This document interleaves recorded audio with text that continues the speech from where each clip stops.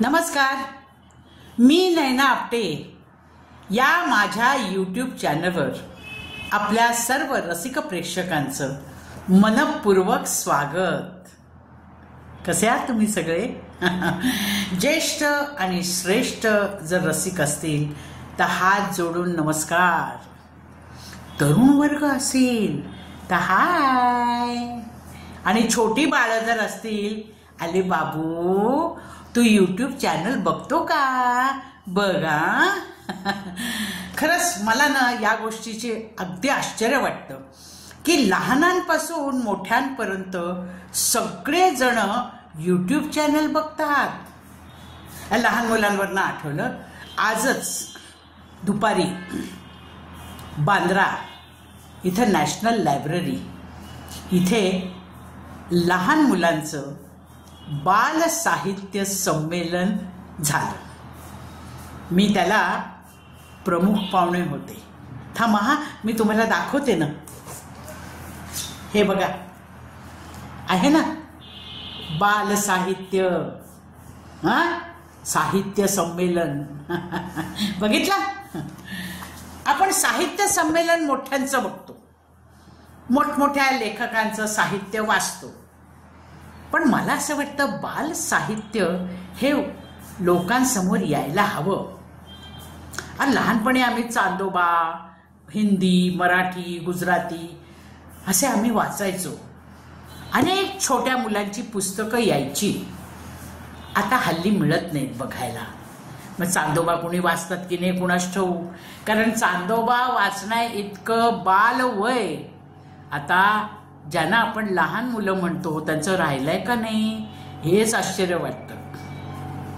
माझ्या लहानपणची मी गोष्ट तुम्हाला सांगते की मला जेव्हा मी नाटकातनं कामं करायला सुरुवात केली, विशेषतः संगीत नाटकातनं, त्याच्यानंतर पुढच्या काळामध्ये मी व्यावसायिक रंगमंचावर आले, बरोबर। नाटकाची सुरुवात होता होता होता होता म्हणजे गद्य नाटकाची सुरुवात होता होता त्या वर्षांमध्ये स्वयंवर नाटकात काम करण्याचा मला योग आला। स्वयंवर नाटक म्हणजे मोठं नाटक, हो, अतिशय अवघड भाषा, खाडिलकरांचं ना, श्रीपाद कृष्ण खाडिलकर यांचं ते नाटक।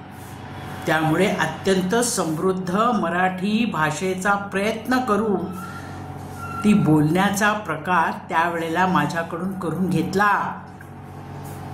अहो, र ठ फ ज्ञ ज्ञ हे यायचं नाही ना, आणि त्यामुळे ही वाक्य मागच्या पिठापर्यंत जरी लाऊडस्पीकर नसला तरी ती ऐकायला गेली पाहिजेत, असा आम्हाला शिकवणाऱ्या लोकांचा आग्रह असायचा।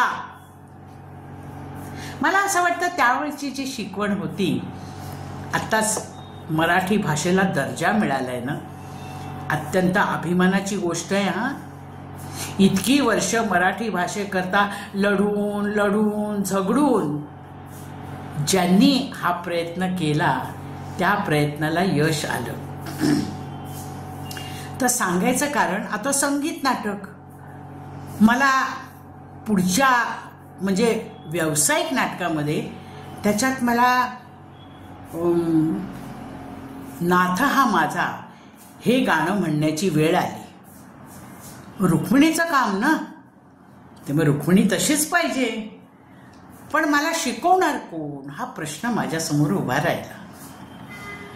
आता मागच्या वेळेला आपण अरविंद पिळगावकर यांच्याबद्दल बोललो की नाही, त्यांनी मला धाडीला राम तिने का वने, मत्स्यगंधा, मानापमान, संशय कल्लोळ, भावबंधन, एकच प्याला या सगळ्या नाटकातली गाणी रंगभूमीवर उभं राहून कशी म्हणायची हे त्यांनी मला शिकवलं।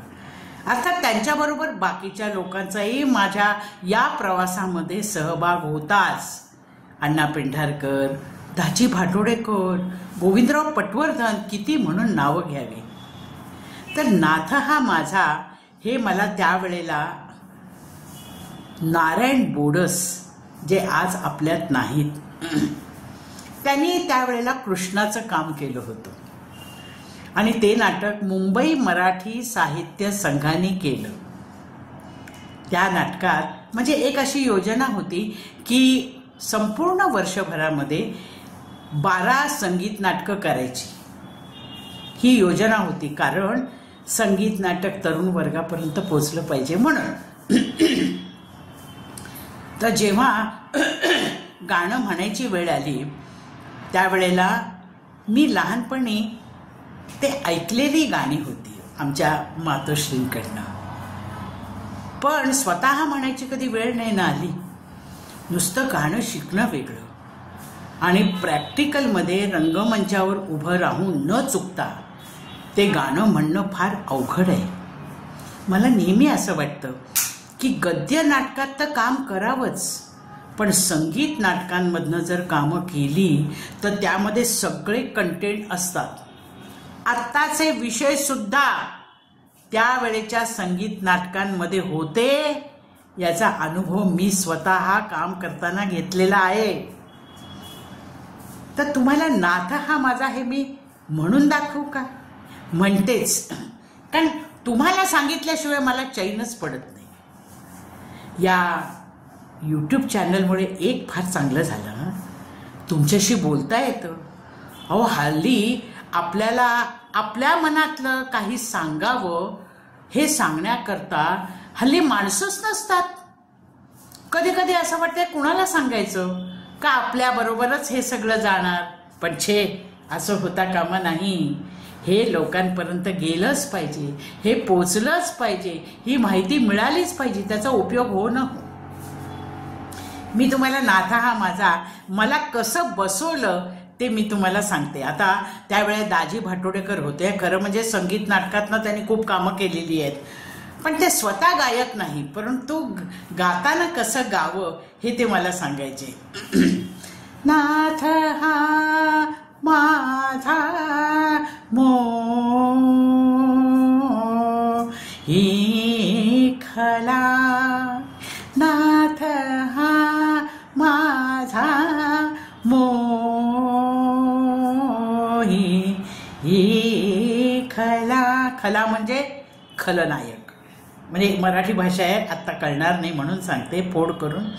नाथा हा माझा मोही खला म्हणजे माझा जो प्रियकर आहे तो खलनायकाला सुद्धा मोहित करतो, असा तो माझा कृष्ण हा माझा सखा आहे, असा त्या गाण्याचा अर्थ आहे. अगदी साधा सोपा अर्थ, पण संगीत नाटक असल्यामुळे आणि यमन राग असल्यामुळे तो राग आळवून किंवा वाढवून म्हणण्याची संगीत नाटकामध्ये पद्धत होती. कारण तेव्हा फक्त संगीत गायक होते आणि संगीत नाटक ऐकणारे प्रेक्षक होते. आता नाहीत, पण तेव्हा होते. मग गाणं म्हणताना नाथ हा माझा नुसतं म्हणायचं नाही, नाथ हा. आता हा नाथ हा कसा आला पाहिजे बघा. नाथ हा माझा मोही खला, शिशुपाला भारी झाला, वीर रुक्मी शिशु सम आणला, नाथ हा माझा मोही कला. तो तालही वेगळा होता, म्हणजे धा धिन तधिन धा धिन तधिन धा तिन ततिन धा धिन. 16 मात्राच आहेत, त्रितालच आहे, पण हे मला नारायण बोडसनी बसवून दिलं. याच्या जवळजवळ 15-20 फक्त गाण्याच्या तालमी झाल्या. अहो नाहीतर येतच नाही ते. नाथ हा माझा मोही खला, शिशुपाला म्हणजे तो भारी झाला, वीर रुक्मी शिशु समानेला नाथ हा नाथ हा नाथ हा माझा मोहिखला. असं ते माझं नाटक बसवून घेतलं आणि पुढं त्याचे बरेच प्रयोग झाले. त्या नाटकांनी मला खूप समृद्ध केलं. कधी कधी मराठी नाटक हे कलाकाराला आतून समृद्ध करतं, आतून मनानं श्रीमंत करतं आणि समाजामध्ये त्याचं प्रभुत्व जाणवतं. यामध्ये म्हणूनच मी असं म्हणते की नाटक बघताना, नाटक करताना गद्य नाटक तर कराच, पण संगीत नाटकात सुद्धा काम केलं पाहिजे, असं माझं आवर्जून नव्या पिढीला, ज्या मुली गाणं शिकतायत त्यांना मला हे सांगायचं आहे. त्याच्यासारखा दुसरा आनंद नाही. ठीक आहे, धन्यवाद. एक लक्षात ठेवा, आता हे जर तुम्हाला आवडलं असेल तर हे माझं चॅनल सबस्क्राईब करा, सगळ्यांना सांगा, बेल आयकॉन दाबा. आपल्या मित्रमैत्रिणींना, लहान मुलांना, तरुण वर्गाला, नवीन मुलींना, गाणं शिकणाऱ्यांना सर्वांना सांगावं ही छोटी छोटी माहिती आहे. ह्याच्या जोडीलाच येऊन आपण एकमेकांशी संवाद साधू शकतो. ठीक आहे, पुढच्या वेळेला एक वेगळा विषय घेऊन येऊ. धन्यवाद. जय हिंद, जय महाराष्ट्र.